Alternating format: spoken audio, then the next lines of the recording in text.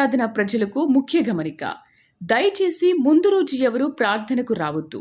ఏ రోజు తైలాభిషేక ఆరాధనకు ఆ రోజు మాత్రమే రావలెను. గమనించగలరు. ప్రార్థనా శక్తి తైలాభిషేక ఆరాధన ప్రతి నెల 2వ మంగళవారం సమయం ఉదయం 10 గంటల నుండి Sri convention hall, CR Reddy women's college, Vatluru, Eluru. ప్రార్థనా శక్తి తైలాభిషేక ఆరాధన ప్రతి నెల 2వ బుధవారం సమయం ఉదయం 9 గంటల నుండి స్థలం airport road, quarry market, Renuka apartment దగ్గర, రాజమండ్రి. ప్రార్థనా శక్తి తైలాభిషేక ఆరాధన ఫిబ్రవరి 15 ఖమ్మం గురువారం సమయం ఉదయం 10 గంటల నుండి స్థలం ఎస్ఆర్ గార్డెన్స్, ఈనాడు ఆఫీస్, వైరా రోడ్, వెలుగుమట్ల, ఖమ్మం. మాచర్ల పరిసర ప్రాంత ప్రజలకు శుభవార్త. ప్రార్థనా శక్తి తైలాభిషేక ఆరాధన ఫిబ్రవరి 17 మాచర్ల సమయం ఉదయం 10 గంటల నుండి స్థలం వ్యవసాయ market committee, Guntur road, Macherla.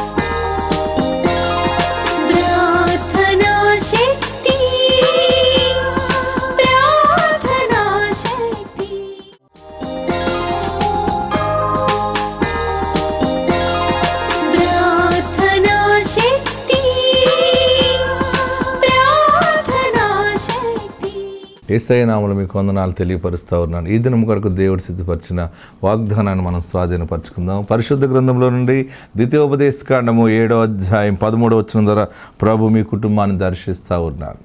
అంత స్పీడ్గా చెప్పేకండి పాస్టర్ గారు, స్లోగా చెప్పండి, నోట్ చేసుకుంటున్నాం అని అనుకుంటున్నారా? ఎస్, మరలా చెప్తున్నాను, మరలా నోట్ చేసుకోండి. ద్వితీయోపదేశకాండం నోట్ చేసుకోండి.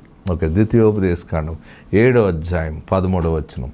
డ్యూట్రానమీ చాప్టర్ 7:13లో ఆయన నిన్ను ప్రేమించి ఆశీర్వదించి అభివృద్ధి చేసి నీకిచ్చేదనని నీ పితరులతో ప్రమాణము చేసిన దేశములో నీ గర్భఫలమును, భూఫలమైన నీ సస్యమును, నీ ద్రాక్షారసమును, నీ నూనెను, నీ పశువుల మందలను, నీ గొర్రెల మందలను, మేకల మందలను దీవించును.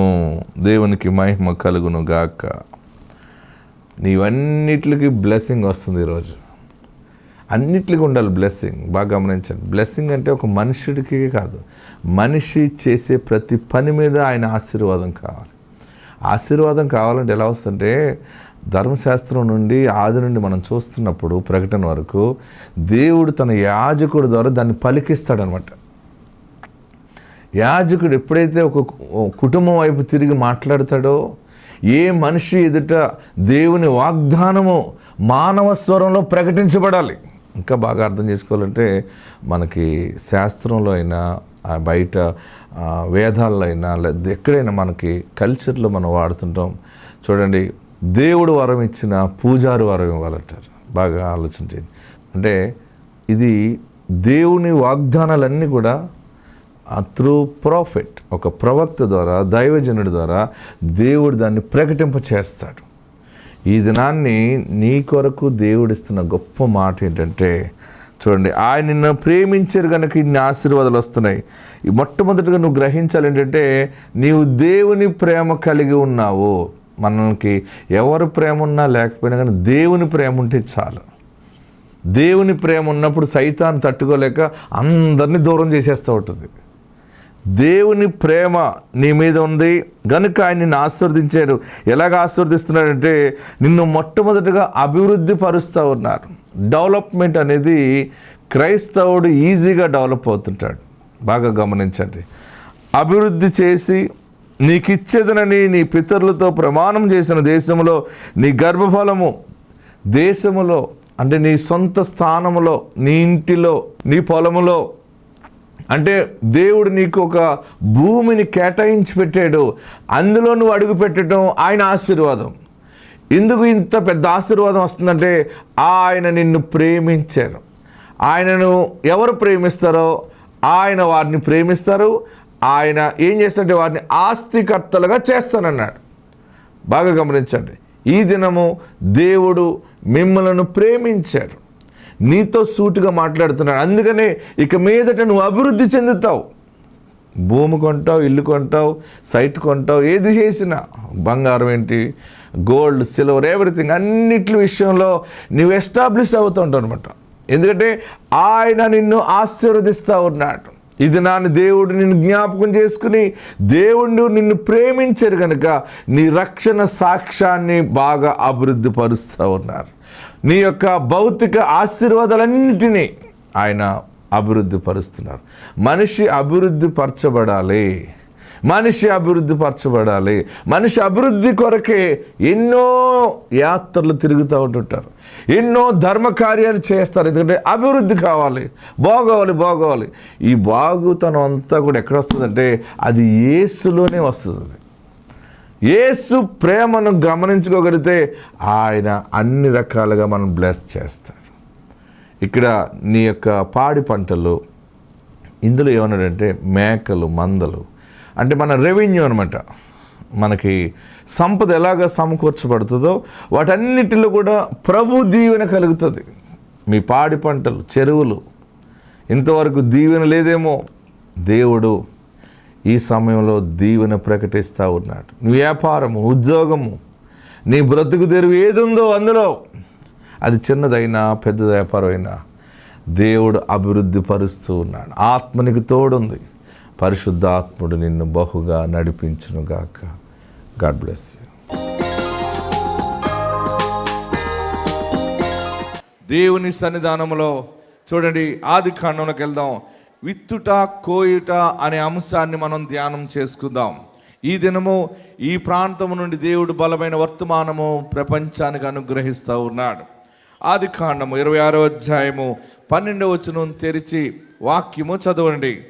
ఇస్సాకు ఆ దేశమందున్నవాడై ఆ దేశమందున్నవాడై విత్తనము వేసి ఆ సంవత్సరము నూరంతల ఫలము పొందెను.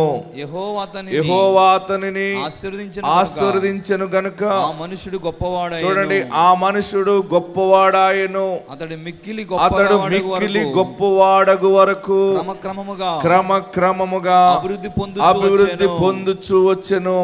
అతనికి గొర్రెల ఆస్తియు, గొడ్ల ఆస్తియు, దాసులు గొప్ప సమూహమును కలిగినందున ఫిలిష్తీయులు అతని యందు అసూయపడిరి. దేవుని నామానికి మహిమ కలుగును గాక. హల్లెలూయా, హల్లెలూయా. గట్టిగా హల్లెలూయా చెప్పండి. అబ్రహాము విశ్వాసమందు బలవంతుడుగా ఉన్నప్పుడు అబ్రహాముకి దేవుడు ఒక మగబిడ్డని ఇచ్చాడు. మగబిడ్డ పుట్టిన తర్వాత ఆ మగబిడ్డకి ఇస్సాకు అని పేరు పెట్టాడు. ఇస్సాకు అబ్రహాము కంటే గొప్పవాడయ్యాడు. తండ్రిని మించినటువంటి ఆస్తికర్త అయిపోయాడు. బాగా గమనించండి, ఆది కాండం 26:12 మనకు కనబడుతున్న మూలవాక్యం ఏంటంటే, ఇస్సాకు ఆ దేశమందున్నవాడై ఆ సంవత్సరమైన విత్తనం వేసి నూరంతల ఫలము పొందెను. హల్లెలూయా, హల్లెలూయా. అభివృద్ధి, ఆశీర్వాదం ఎలా వస్తుందో ఇస్సాకు తెలుసుకున్నాడు. ఇస్సాకు ఏం చేశాడంటే ప్రతి సంవత్సరం కూడా ఆయన ఎప్పుడు విత్తనాలు వేయాలో ఆయన బాగా జ్ఞానము కలిగిస్తూ ఉండేవాడు. ఇస్సాకు పొలములో ప్రార్థనలో ఉండేవాడు. ప్రార్థనా పరుడు అబ్రహాము కుమారుడు ఇస్సాకు. ఆ ఇస్సాకు ఏం చేశాడంటే ఆయన విత్తనం వేసినప్పుడు ఆ విత్తనాన్ని దేవుడు ఆశీర్వదించాడు దాన్ని. ఆమేన్, హల్లెలూయా. గట్టిగా హల్లెలూయా చెప్పండి. ఆ ఆశీర్వాదం ఎంతవరకు వెళ్ళిపోయిందంటే చూడండి, ఇస్సాకు ఆ దేశమందున్నవాడే విత్తనము వేసి ఆ సంవత్సరము నూరంతల ఫలము పొందెను. యెహోవా అతనిని ఆశీర్వదించెను గనుక ఆ మనుషుడు గొప్పవాడాయెను. అతడు మిక్కిలి గొప్పవాడగు వరకు క్రమక్రమముగా, అండర్లైన్ చేసుకోండి పెన్నతోటి, క్రమక్రమముగా అభివృద్ధి పొందుచూ వచ్చెను. అతనికి గొర్రెల ఆస్తియు, గుడ్ల ఆస్తియు, దాసులు గొప్ప సమూహమును కలిగినందున ఫిలిష్తీయులు అతని యందు అసూయపడిరి. నేను చెప్పినట్టుగా మీరు చేయండి. ఈ సంవత్సరము ప్రార్థన యందు భక్తిలోని బాగా గమనించండి, దేవుడు ఒక వాగ్దానాన్ని మనకి ఇచ్చాడు. ఏంటంటే, నేను యాకోబు నివాస స్థలములను కరుణించి వారి గుడారములను నేను చెరలో నుండి రప్పింతును అన్నాడు ఆయన. రెండోది, ఆ పట్టణము దాని కొండ మీద కట్టబడును అన్నాడు. పాడైపోయిన బ్రతుకులన్నీ కూడా ఎత్తైన స్థితిలో దీవెనకరంగా కడతానని మాట ఇచ్చారు. మూడవది, నగరియు యథాప్రకారము నివాసుల గలదగునని మాట్లాడారు.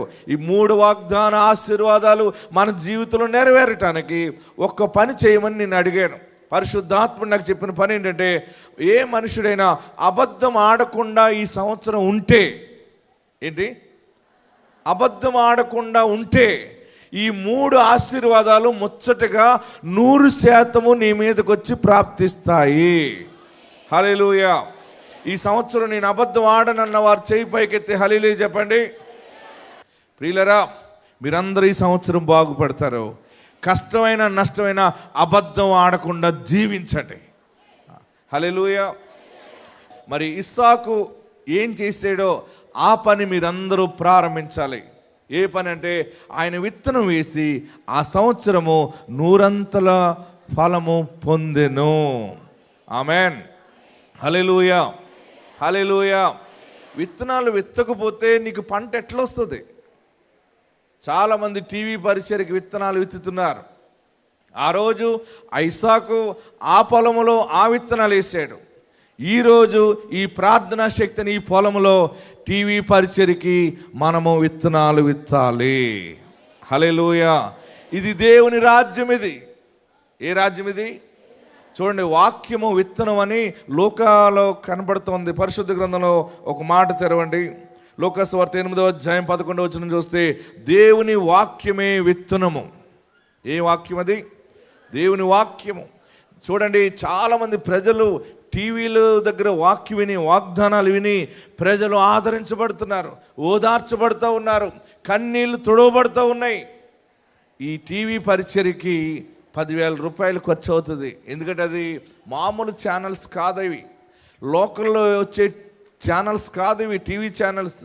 ప్రియులరా, నెలకి ఎన్నో లక్షల రూపాయలు, దగ్గరగా నేను 18 లక్షల దగ్గరికేమో ఈ అమౌంట్ పట్టుకెళ్ళి ఛానల్స్కి కడుతుంటేనే ప్రతిరోజు వాక్యము మీ గుమ్మంలోకి వస్తుంది. హల్లెలూయా. హల్లెలూయా. ఎవరెవరు కష్టార్జితాన్ని దేవుడు కోరుకున్నాడో వారు స్పాన్సర్ చేస్తున్నారు.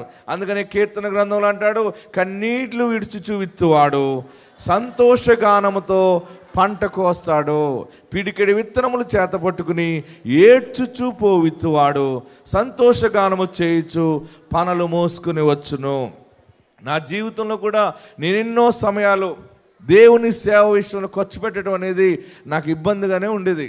అప్పుడు నేను అంత ఆశీర్వాదాన్ని పొందుకోలేదు. నేను ఎప్పుడైతే నా హృదయం తెరవబడిందో, మారు మనసు పొందినో, నేను ఇప్పుడు కూడా దేవుని పని ఘనముగా చేయటం నేర్చుకున్నాను. ఎంత ఘనముగా నేర్చుకున్నానంటే, నా దగ్గర ఏది ఉంటుంది అమ్మి పాడేసేవాడిని అంతే. అలాగ నా జీవితంలో నేను ఏది ఉంటుంది దేవుని సన్నిధిని పరిచర్యని అభివృద్ధి పరచాలని దేవుని రాజ్య సువార్త కొరకు తిరుగుతూ ఉండేవాడిని. ఎవరెవరో సాక్ష్యాలు కాదు, నేనే మీకు సాక్ష్యం చెప్తున్నాను. మీరు నిజముగా రుచి చూడాలని అనుకుంటే నేను పరిశుద్ధ గ్రంథంలో ప్రతి మాటని రుచి చూస్తాను. నేను లోకసువార్త 6వ అధ్యాయము 38వ వచనం, అందరూ కూడా క్షమించుడి అప్పుడు మీరు క్షమించబడదురు. ఇయ్యుడి అప్పుడు మీకు అందరూ అండర్లైన్ చేసుకుని, ఇయ్యుడి అప్పుడు మీకు ఇయ్యబడును. అణచి కుదిలించి దిగజారునట్లు నిండు కొలతను మనుషులు మీ ఒడిలో కొలుతురు. హల్లెలూయా. మీరు ఏ కొలతతో కొలుతురో ఆ కొలతతోనే మీకు మరలా కొలవబడనని చెప్పాను. అందరూ నాతో ఈ మాట చెప్పండి. ఇయ్యుడి అప్పుడు మీకు ఇయ్యబడును. అణచి అంటే మనం ఇచ్చినప్పుడు ఎలాగవుతుంటే, అణచి కుదిలించి దిగజారునట్లు. అణచి కుదిలించి దిగజారేలాగా ఎవరు పెడతారు తెలుసా? కూతురు ఇంటికి వచ్చి మళ్ళీ అత్తవారింటికి వెళ్తుంది అనుకోండి, ఏం చేస్తుందమ్మే? అణచి కుదిలించి పట్టుకెళ్తున్నప్పుడు కూడా దిగజారిపోతుంది. హల్లెలూయా, హల్లెలూయా. నీవు దేవునికి ఇవ్వటం నేర్చుకో. ఫస్ట్ ఆఫ్ ఆల్ మీరందరూ ఇచ్చే కానుకలతోటే ఈ మందిరములు కట్టబడుతూ ఉన్నాయి. ప్రతి మనిషి కన్నీరు తుడవబడుతుంది వాక్యం ద్వారా. హల్లెలూయా, హల్లెలూయా. మీరందరూ కూడా మీ జీవితాల్లో ఫైనాన్షియల్ అభివృద్ధి చూడాలని అనుకుంటే మీరు దేవుని పరిచర్య కొరకు విత్తనాలు విత్తడం నేర్చుకోండి. ఆమేన్. విత్తినప్పుడే అది ఫలిస్తుంది. ఎవరో విత్తుతారు, ఎవరో కోస్తారు.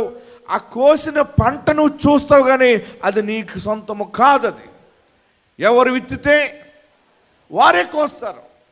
దేవుని ఆత్మ నాకు బయలుపరిచింది కనుక నేను సూటిగా మీకు తెలియపరుస్తున్నాను. మీరు విత్తడం నేర్చుకోండి. నా కుటుంబం కోసం, నా భర్త పేరు మీద నేను ఈ విత్తనం వేస్తున్నాను, నా బిడ్డ పేరు మీద వేస్తున్నాను. ప్రభు ఈ కార్యము జరిగించు. నువ్వు ఏ పని జరగాలన్నా నువ్వు మొట్టమొదటిగా విత్తనం వేయటం ద్వారా ఏమవుతుందంటే దేవుని రాజ్యము ప్రకటించబడుతుంది. ఆమేన్. దేవుని సువార్త ప్రకటించబడుతుంది. ఆమేన్. హల్లెలూయా, హల్లెలూయా. ఇయ్యుడి ఏమన్నాడు అక్కడ? ఇయ్యుడి అప్పుడు మీకు ఇవ్వబడును. ఆ ఇవ్వటం ఎలా ఇవ్వబడుతుంది అన్నాడంటే అణిచి, ఏంటి? అణచి కుదిలించి నీ చిన్న జీతము దేవుడు అభివృద్ధి పరుస్తాడు. నీవు చెరువులు చేస్తున్నా, పాడి ఉన్నా, పంటలు వేస్తున్నా, వ్యాపారం చేస్తున్నా, నీ స్థితి కొద్దిగా ఉన్నప్పటికీ ఈ సంవత్సరము బలమైన ఆశీర్వాదకరంగా నేను వాక్యానుసారంగా జీవిస్తానని నువ్వు తీర్మానం చేసుకో. నీ స్థితి ఎలా మారిందో దేవుని ఎదుట చెక్ చేసుకో. ఆయన నీ పట్ల కార్యములు జరిగిస్తాడు. హల్లెలూయా. గట్టిగా హల్లెలూయా చెప్పండి. హల్లెలూయా. కీర్తన 126:5 కన్నీళ్లు విడుచుచు. నిజంగా స్పాన్సర్ చేయాలంటే, విత్తనం వేయాలంటే, కానుకలు బలంగా ఇవ్వాలంటే మనసు రాదు, చాలా కష్టం. మనసు పీకేస్తుంది. అమ్మ ఇంత వేసేలా. కొందరు కొన్ని రకాలుగా విత్తనాలు వేస్తూ ఉంటుంటారు. నా ప్రియ సహోదరులరా, మీరు మీ కష్టార్జితంలో విత్తనం వేయటం నేర్చుకోండి. ఈయుడి మీకు ఇవ్వబడును. తర్వాత అణచి కుదిలించి దిగజారునట్లు. నీ పర్సులో డబ్బులు పడిపోయే అంతగా నీ పర్సు జిప్పు కూడా ఊడిపోతుంది కొన్ని సమయాల్లో. నా ప్రియ సహోదరులరా, మీరు బాగుపడి నిమిత్తము మీరు దేవునికి విత్తనాలు విత్తండి. మీరు పంటలు కోస్తారు. హల్లెలూయా. కొరింథీయులకు రాసిన 2వ పత్రికలోకి వెళ్దాం. ఆ మాటను చదువుకుందాం, మనం ముందుకెళ్దాం. అక్కడ మంచి ఒక మాట కనబడుతూ ఉంది. ఒక మనుషుడు దేశాంతరం వెళ్ళిపోతూ ఉన్నప్పుడు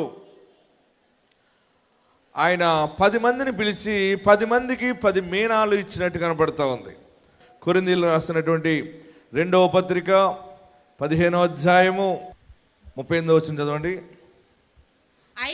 అయితే దేవుడే తన చిత్త ప్రకారము అయితే దేవుడే తన చిత్త ప్రకారము విత్తిన దానికి, బాగా గమనించండి ఇక్కడ ఈ మాట, నీవు విత్తిన దానికి శరీరం ఇచ్చును మరియు చూడండి ప్రతి విత్తనమునకును దాని శరీరము ఇచ్చుచున్నాడు.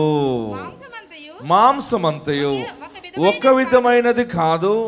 మనుష్య మాంసము వేరు, మృగ మాంసము వేరు, పక్షి మాంసము వేరు, చేప మాంసము వేరు, మరియు ఆకాశ పక్షుల రూపములు కలవు, భూవస్తు రూపములు కలవు. ఆకాశ వస్తు రూపములు మహిమ వేరు, భూ వస్తు రూపముల మహిమ వేరు. సూర్యుని మహిమ వేరు, చంద్రుని మహిమ వేరు, నక్షత్రముల మహిమ వేరు. మహిమను బట్టి ఒక నక్షత్రమునకు మరి ఒక నక్షత్రమునకును భేదము కలదు కదా. హల్లెలూయా. ఇందులో గొప్ప మాట ఏంటంటే నీ విత్తిన విత్తనానికి రూపం ఆయన ఇస్తాడు. హల్లెలూయా. అంటే నువ్వు కానుకేసావనుకో, కానుకేసిన దానికే ఒక రూపాన్ని ఇస్తాడు. దశమ భాగం వేసావనుకో, దశమ భాగానికి ఒక రూపం వస్తుంది. టీవీ పరిచర్యకి నువ్వు స్పాన్సర్ చేసావనుకో, అది ఏ పని నిమిత్తం అనుకుని వేస్తున్నావో దానికి సంబంధించిన మాంసము మహిమను పెట్టి నీ చేతికి దేవుడు పంటనిస్తాడు. హల్లెలూయా. గట్టిగా హల్లెలూయా చెప్పండి. ఇంకా గట్టిగా హల్లెలూయా చెప్పండి. దేవుడు గొప్పవాడు. ఆమేన్. దేవుడు గొప్పవాడు. ఆయన ప్రతి దాని విషయంలో కార్యములు జరిగిస్తాడు. మీరు అసలు విత్తనమే విత్తకుండా ఉంటే ఇంక మొలకలు ఎలాగొస్తాయి? కానుకలు ఇచ్చేటప్పుడు కూడా దేవుని సన్నిధికి వెళ్ళినప్పుడు ఎక్కడైనా మనకు వేస్ట్గా ఖర్చు చేసేది ఏదైనా ఉంటే, అమ్మో ఈ రూపాయి ఈ టీ తాగి కంటే, ఈ వేస్ట్గా ఈ బొమ్మలు ఇవన్నీ కొనుక్కుని కంటే దేవుని సేవలో వేస్తే ఇది దేనికో దానికి ఉపయోగపడుతుందని అనుకుని వేస్తావేమో. నువ్వు కృతజ్ఞత కానుకేస్తే కృతజ్ఞత మాంసమే దేవుడు పెడతాడు దానికి. హల్లెలూయా. మీరు అందరూ అండర్లైన్ చేసుకుని చదవండి. చూడండి ఎంత మంచి మాట అన్నాడంటే 38వ వచనంలో, అయితే దేవుడే తన చిత్త ప్రకారము నీవు విత్తిన దానికి శరీరం ఇచ్చును. నీవు విత్తిన దానికి శరీరం ఇస్తాడు. మరియు ప్రతి విత్తనమునకును దాని శరీరం ఇచ్చుచున్నాడు. హల్లెలూయా. గట్టిగా హల్లెలూయా చెప్పండి. విత్తనము దేవుని సువార్త. ఆమేన్. ఈ విత్తనము ఇచ్చటానికి ఈ పొలములో మనమందరము పాలిభాగస్తులు అవుదాం. ఎందరో రక్షించబడుతున్నారు. విత్తుటం అనేది నువ్వు లేదు. ఎవరో డబ్బులు దబ్బేస్తారు, ఎక్కడెక్కడో ఏవో కట్టి పాడు చేసుకుంటావు, ఏవేవో పాడు చేసుకున్నావు. కానీ నువ్వు దేవుని సన్నిధిలో నేను బాగుపడి నిమిత్తము దేవా నేను నీ రాజ్య అభివృద్ధి కొరకు నేను పాలి భాగస్తుని అవుతున్నానని విత్తనం వేయటం నేర్చుకో. ఎప్పుడు ప్రార్థనకి వెళ్ళినా, ఏ ప్రార్థనకి వెళ్ళినా నీవు కానుక వేసే మనసు నీకు ఉండాలి. ఆమేన్. క్రమశిక్షణ. దేవుడు మనకి ఇచ్చిన మాట ఏంటంటే అబద్ధం ఆడకుండా ఉండండి. సత్యవంతుడు నీ ఇంట్లో నిలబడతాడు. సత్యవంతుడు నీ ఇంట్లో ఉన్నప్పుడు నువ్వు ఇవ్వటం నేర్చుకో. దేవుని సువార్త పరిచర్య కొరకు ఎక్కడ భారం కలిగి సేవ జరుగుతుందో అక్కడ విత్తనాలు వేస్తూ ఉంటే అది మనకి దీవెనకరమైన పంటగా మనకు వస్తుంది. హల్లెలూయా. హల్లెలూయా. మీరు విత్తనం ఇచ్చేటప్పుడు నా బిడ్డ కోసం, నా బిడ్డ పెళ్లి కోసం నేను ఈ స్పాన్సర్ చేస్తున్నాను బాబు అని అంటే దానికి వివాహ సంబంధమైన మాంసము రూపము దేవుడు దానికి పెడతాడు. హల్లెలూయా.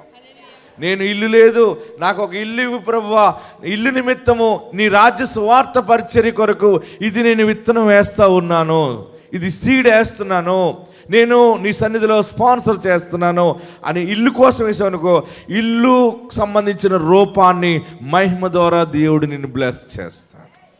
హల్లెలూయా. అప్పులున్నాయి, ప్రభువా నా అప్పు అంతా తీర్చు బాబు, నాకు దారి లేదు, ఇదే నాకు ఉన్నదని చెప్పి నువ్వు దేవుని సన్నిధిలో విత్తనం విత్తితే నువ్వు విత్తిన దానికి శరీరం ఆయన ఇస్తాడు. ఆమేన్. హల్లెలూయా. హల్లెలూయా. దేవునికి ఇవ్వటం అనేది మామూలు విషయం కాదు. చాలామంది తీసుకుని సంపాదించుకుని మళ్ళీ పిల్లలై దెబ్బలాడించుకుని ఆస్తులు గొడవలు ఎక్కువైపోతాయి. కానీ మన పరిచర్య ఏంటంటే ఎప్పటికప్పుడు వెదజల్లుకుంటూ సువార్త చెప్పుకుంటూ పోతూ ఉన్నాం మనం. ఆమేన్. మీరందరూ ఇచ్చే కానుకల ద్వారా ఇగో ఈ బార్గెట్స్ మోసుకురావటం, లారీలు తీయటం, జనాలు ఓ 40-50 మంది ముందెళ్ళిపోయి పనులు చేయటం, మీరు వచ్చేటప్పటికి ఎన్ని సిద్ధం చేస్తున్నారు. ఆ సౌండ్ సిస్టానికి అద్దె కట్టాలి, ఆర్కెస్ట్రా వరకు అద్దె కట్టాలి. ఇంకా మనం సంపాదించడానికి కాదు ఇది. ప్రతిరోజు ఉదయం మధ్యాహ్నం సాయంత్రం నీ ఇంట్లో వాక్యము వెదజల్లబడుతుంది. నీ టీవీ పరిచర్య అంటే అక్కడ కడితేనే కానీ అది రాదు. బాగా గమనించండి. ఒక ప్రత్యేకంగా వచ్చే దారి ఏది లేదు. ఏ దారి అంటే ఇది యేసే దీనికి దారి. ఆమేన్. హల్లెలూయా. హల్లెలూయా. ఈ సంవత్సరం అంతా మీరు ఫైనాన్షియల్గా అందరూ బాగుపడాలని ప్రార్థన చేస్తున్నాను. ఆత్మ మీకు తోడుండును గాక, మీ ఇళ్లలో రక్షణ నిలిచి ఉండును గాక. అందరూ ఉన్న చోట లేచి నిలబడి అందరూ 2 చేతులు పైకెత్తి నేను నీ వైపు చూస్తున్నాను, నేను నీ వైపు చూస్తున్నాను, నీ సన్నిధి నాకు కావాలి, నీ కృప నాకు కావాలి. ఇస్సాకును ఆశీర్వదించావు కదా, నన్ను ఆశీర్వదించు, నన్ను దీవించు. నేను విత్తనం వేస్తాను, నేను విత్తటం అనేది నేర్చుకుంటాను. నేను ఇక మీదట నా ధనాన్ని వ్యర్థము చేయను. ఎవరెవరికో ఇచ్చి నేను పాడు చేయను. నీవు నాకు ఏది ఇచ్చినా నీ సేవలో నేను విత్తుకుంటాను. అది రూపాయి అయినా, 100 అయినా, 1000 అయినా, ఏదైనా, 1,00,000 అయినా, నీవు నన్ను ఆశీర్వదించే కొలది నేను ప్రతి సమయము నేను విత్తురానే ఉంటాను బాబని అందరూ ప్రార్థన చేయండి. నా పాపములు క్షమించు, నేను విత్తుతాను, నేను పంట కోస్తాను.